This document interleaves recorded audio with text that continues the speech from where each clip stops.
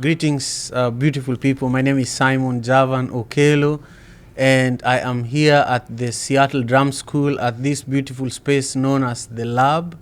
This is where we are recording the Madaraka Festival podcast. We do this almost every Monday. And today I am really privileged to have Tierra Tay. Hello. Hi, how are you doing today? I'm doing well. How are you, Simon? I'm doing great. I'm doing great. It's really an honor to have you on the Madaraka Festival podcast. You know, I have eaten a lot of food you've made, you know. Yes. So this is special for me. And I'm sure a lot of people who are going to be watching this are people who have also tasted the food that, you and Brainy make through Chop Chop, you know. And I'm sure by now, since you started your business, thousands of people have actually eaten your food, you know. Yeah. So you're feeding the village. Yes. Yeah, but I want us to go a little further back. You know, one of the things I heard is that you grew up in North Carolina. Yeah. Similar to me, many people who live in Seattle are not from Seattle, you know. That is very true. Yeah, yeah. So I want to learn, first of all, how it was like. Just paint a picture of what North Carolina looks like. Yeah. Maybe one of your favorite spaces there. Yeah. And how it was like growing up there. Yeah, so growing up in North Carolina was a lot of fun, way less rain. Yeah. So you get all the seasons there, a lot of outdoor activities. Yeah. Family is very important. I feel like in the South you see a little bit different in family values there, very close. And I was just your normal Southern kid. We go to church on Sundays. Yeah. Family is important. Yeah. We played outside. We weren't on our screens all the time. And yeah. We had a village, so to speak, that looked after all of us while our parents worked hard to provide. Right. And I really enjoyed growing up in North Carolina. Right. It's really fun for me. Yeah. What food is North Carolina known for? I love thinking of barbecue. Barbecue. I'm from Eastern North Carolina, which is on towards the coast and the beaches. I'm from Greenville, North Carolina, to be exact. But we're known for barbecue. So people here probably have heard of like Eastern North Carolina barbecue, like it's a thing, like Texas barbecue. But we're the best. So, but yeah, barbecue, soul food is a really big thing in culture where I come from. Yeah, so. I love that. So then you found yourself in Seattle almost a decade ago. Yeah, almost. Wow. And, for me, of course, moving from Kenya to Seattle, long story. I moved here in 2010, and it's because of my wife that actually moved to Seattle. I first visited Seattle in 2009. Okay. From Kenya? Well, I was here to do a fundraising campaign. Mm-hmm. So I went to 8 different states. Oh. At that time, I was the field director for Africa for a big NGO. Okay. In fact, one of the projects I was doing was in Ghana, in a place called Ho, in Volta region. We built a HIV clinic, a health facility in that region. It was the first HIV clinic in Ghana that just focused on HIV patients, Oh, that's wonderful. Yeah, so we were partnering with, my wife at that time was a nursing student at Seattle U. Mm-hmm. So she mobilized the school and her community, and they raised money, and so I came to help them raise money to build the clinic in Ghana.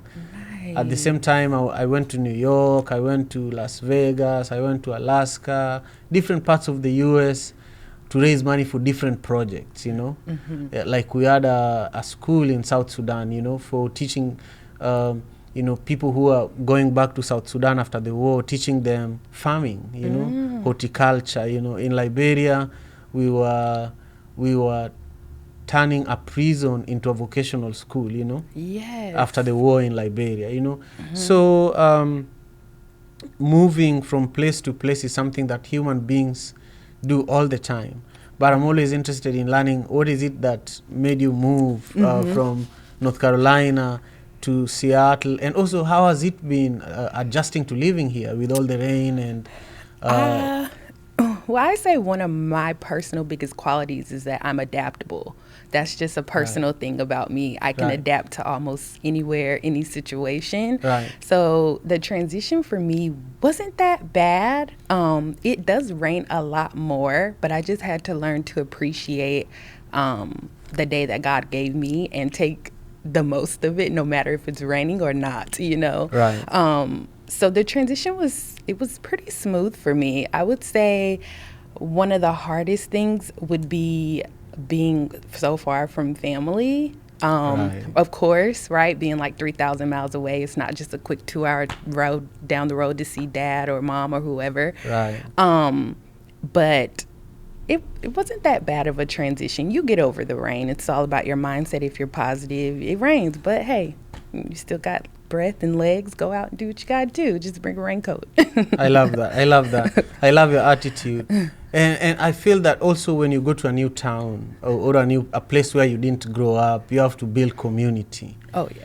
And one of the things I miss actually about, you said you kind of missed family, and it was one of the hardest things in your transitions. I can relate to that.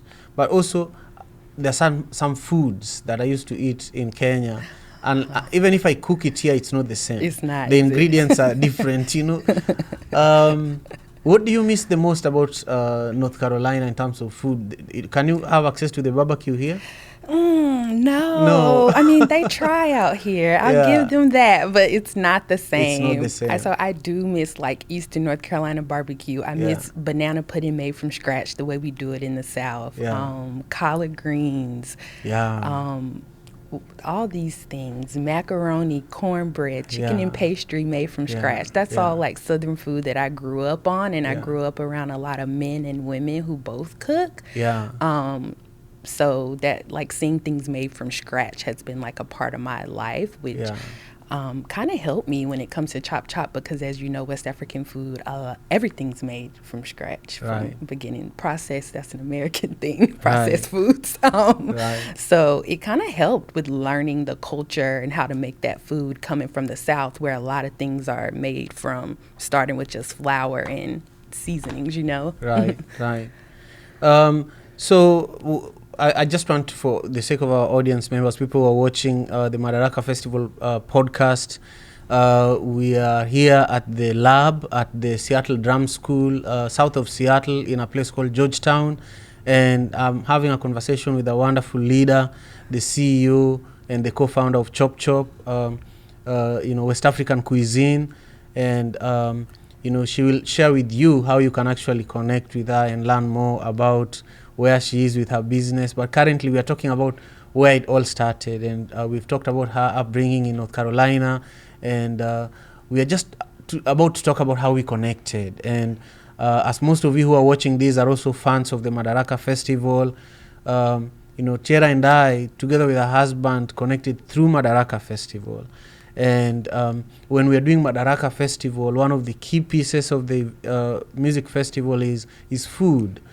In fact, a lot of artists, particularly in 2022, when we were doing Madaraka Festival, Dibanj was the headliner, and he was very specific with the kind of food he wants, So he gave us a list that I have to have this, otherwise I might not perform, So we went out and looked. I looked for West African chefs, and luckily I was able to find you and Brainy. And I also found Nigerian chefs locally, and we were able to really enjoy the food. In fact, I ate a lot that day too. As an event producer, a lot of the time we don't take care of ourselves. We take care of the artists, we take care of the audience. But for some reason, when you cooked, I was told that you have to eat. You have to eat this food. And I've never regretted it, and I've just loved seeing your guys' journey since then. Now, that's my version of the story. Talk about how, partnering with Madaraka Festival has been impactful to you and your family and your community, but also, I remember I was in the car the first time we talked. The first time Brainy told me you guys can actually do the catering for the Madaraka festival. Yes. But share with us how it has been since then. How have your guys' business evolved? Speak to that moment a bit, and then just share with us how things started with Chop Chop, how things are going, and where you're taking things. Where do you guys want to take Chop Chop? Yeah. So, well, Madaraka was huge for us. So we had just started the company a little bit before, catering company Chop Chop, and you reached out, you connected with my husband, and you needed food for the staff and everybody backstage. And so we decided to, we were available and we did that. And it was huge exposure actually for us. Madaraka, there's lots of artists, lots of just people in general that makes that happen behind you.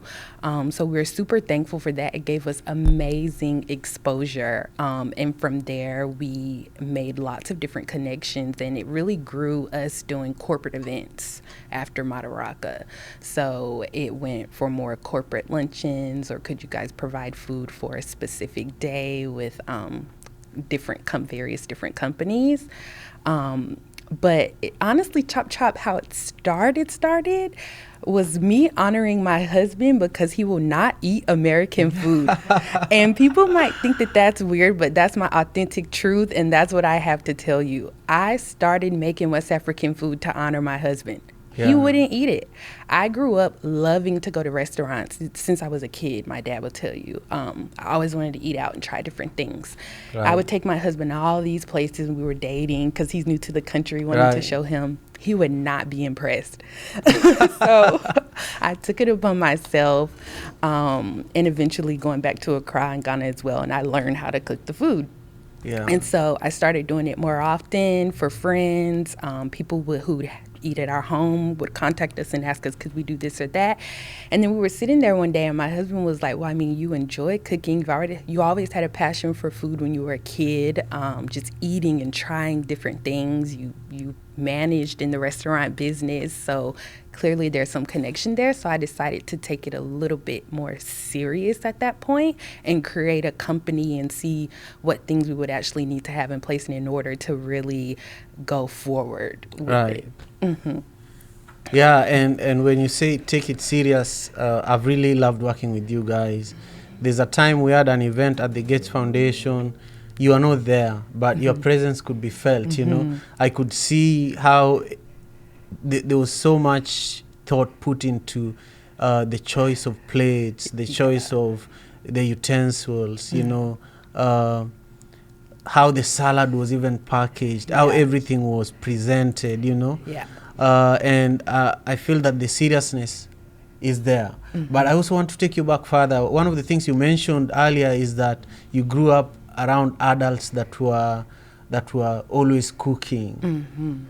Who inspires you the most from your childhood? Who is it that was cooking with so much detail and also feeding so many people that you always look back at and say, how would so and so do it? You know, because now many people. What's your daughter's name, by the way? Fafali. Because Fafali would be saying, how would mommy want this, you know? So for me, it's definitely my grandmother, specifically my aunts as well. After church and on Sundays, everybody pulling together in the kitchen and to do everything. And I do come from a household personally where my dad cooked more, which I feel like that was a taboo at one point for the male to do more of the cooking. Right. So in my household, that was who I saw cook most. And me and my dad are very close. I would say daddy's girl. That's one of my biggest inspirations and people who I would see cook all the time. My dad and my aunties and grandmother, especially. So shout out to all of them. Thank you. I love that. You know, I'm very, very inspired by how you went and learned completely new cuisine, completely new terminology. It's like learning a new language. And then starting, in fact, I feel like a lot of African Americans retrace their roots to Africa, and Ghana is where a lot of them end up. But many of them just adopt African names. They don't adopt the food, and then they don't end up with a Ghanaian husband who does not want to eat American foods. You know, he's a real artist. Your husband is a real artist, because similar to Dibanj and all the other African and West African artists, they would say, "No, I won't perform if I don't eat African food." Right. You know? Yeah. So then, now at the moment, I am aware that you guys are taking Chop Chop even further.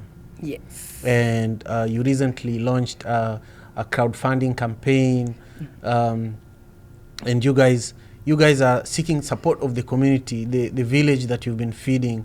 Can you speak to why this conviction, is now taking you towards this direction, and also where people can go to support? Yes, of course. So now we're at a point where we've been getting crazy, just a high demand of people wanting to have our food and service on a regular basis, 5 days a week at least. You can walk in, I can get it anytime. Right. And so now we're at the point where we're ready for that, to have our first official location open. And we need the community's help, to make that happen. So we did start a fund. You guys can go to our Instagram page. It would be chop_West Africa. And the link is in the bio if you'd like to donate. Proceeds are going towards things like equipment, which is very expensive for commercial-based equipment. Renovations for the space, because we do want to bring our, customers and clients the very best, experience we can bring, and most authentic experience we can bring. So we're reaching out to the community to kind of help us do that in a way where we'll also be able to sustain through the rest of the years financially, and not have to take on or fight through so much debt. So yeah, that's where we're at now. That's where we want to take it. We hope, the community will help support us in that. We want an inviting place, friendly, no matter where you come from. If you've been wanting to try West African food, you're comfortable and you can come in our environment and it's authentic and you can learn something and you can try it and you feel at home, no matter who you are. And we just hope when people come into the space, they feel as invited, and it feels as inviting as I felt when I went back to Ghana to learn a few things, because although I've had to teach myself some things, I don't know if people know this, but my mother-in-law has a restaurant in Accra. So me and my husband are first-generational entrepreneurs, and he even inspired his mom years ago to open up her first restaurant in Accra. But it was his entrepreneur mindset that made her want to step out on faith, and now she's passed all of those recipes and everything on to us to use here. And so we just want a space where people can really see authentic Ghanaian West African culture. We want to keep partnering with people like Madaraka and One Vibe Africa and all these different people who we know that do great work in the community. And we want to be available for you guys 5 days a week, but it's going to take a village to get us there. 100%. Yeah. You can't do it on your own, especially if you're cooking for so many people. They need to, if they want to eat, they have to contribute. And if you're watching, I really hope you take a minute. We will add the details for the campaign in the description of this YouTube video. So make sure you go down there and support. But one of the other things I love about your guys' brand is Shitu. Shitu. I'm telling you, I ate that thing. I finished it, and it's one of the biggest. If you love something that you're eating, you don't want it to end. So when I actually, even my daughters loved it. So at the end, we added tuna. We had tuna in our house. We were like, this thing is about to end. Let's mix it with tuna so that we have it. We have it a little longer, Stretch it, yeah. We stretched it a lot. Yes. We ate it with everything. We ate it with salad, we ate it with bread. Yes. And yeah, speaking to that, our Chateau sauce, it is growing rapidly. And that is one of the big reasons why we also want to go into a private space of our own. Yeah. Right now, we are online. We're on Etsy.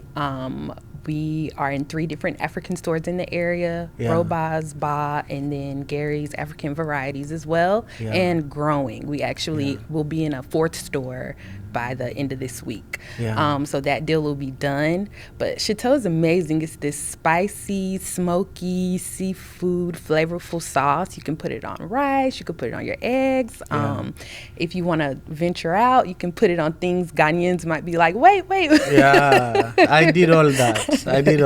So, I think the day that Brainy, your husband, gave me that shito, that was the day our friendship began. I think all all the other years of us knowing each other were like, it was fake. But the moment I had that and tasted it, I was like, this guy actually cares about me. You know? Anyway, so then, do you guys have this shito in the campaign, in the fundraising campaign? It's a part of the plan, yes. So it is in our business plan as why we are moving into commercial space, because we need to mass produce the sauce. And when you work with commissary kitchens and shared kitchens, I mean, it's shared. So if someone has your day, your spot, your time, there's nothing you can do about it, you know, other than maybe talk to the other business and see if there is a way you two can work something out.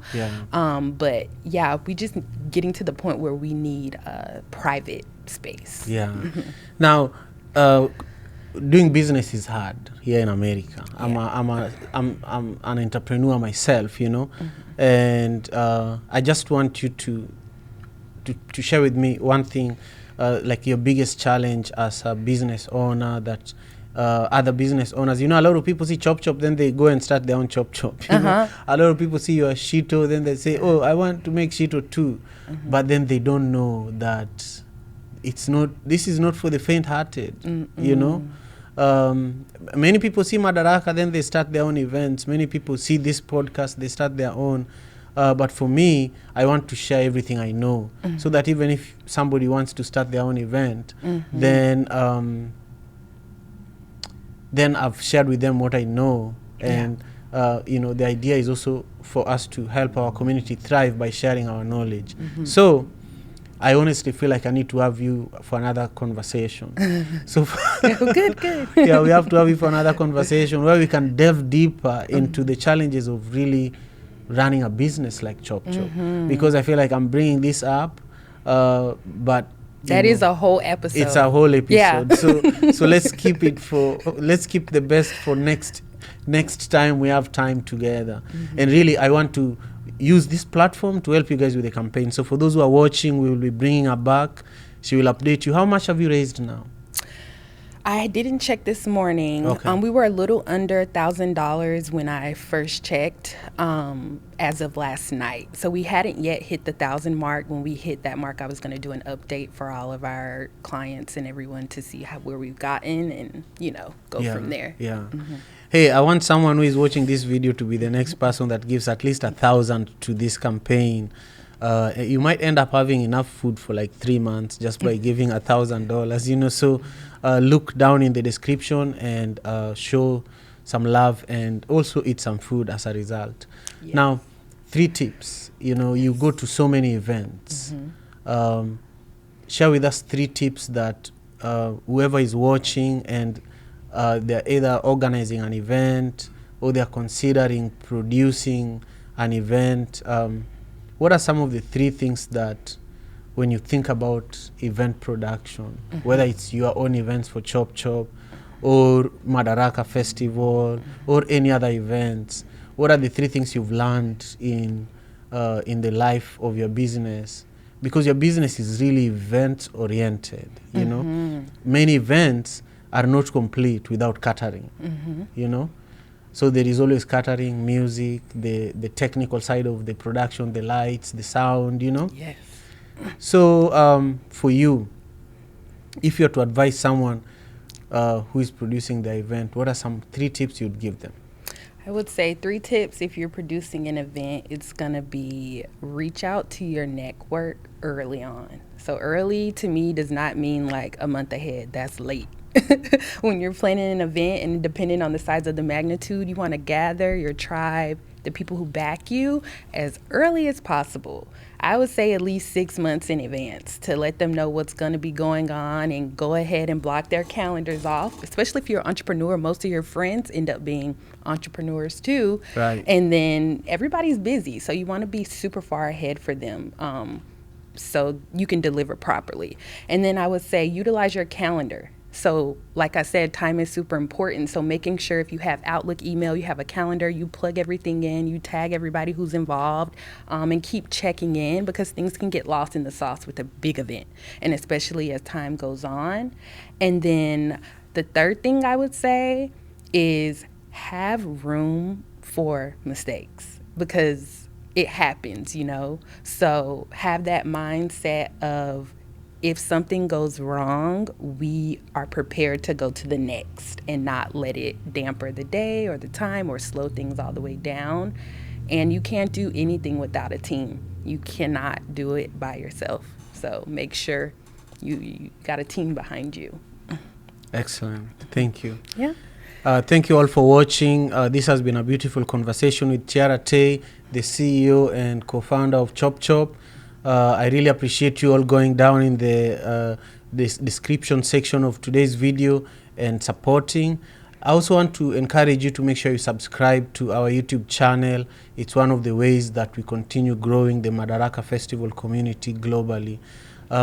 Last thing before you go, just look at this camera and say, please subscribe to Madaraka Festival Podcast. Say your name and then say that. Hi, this is Tierra Tay. I want you guys to please subscribe to Madaraka Festival Podcast.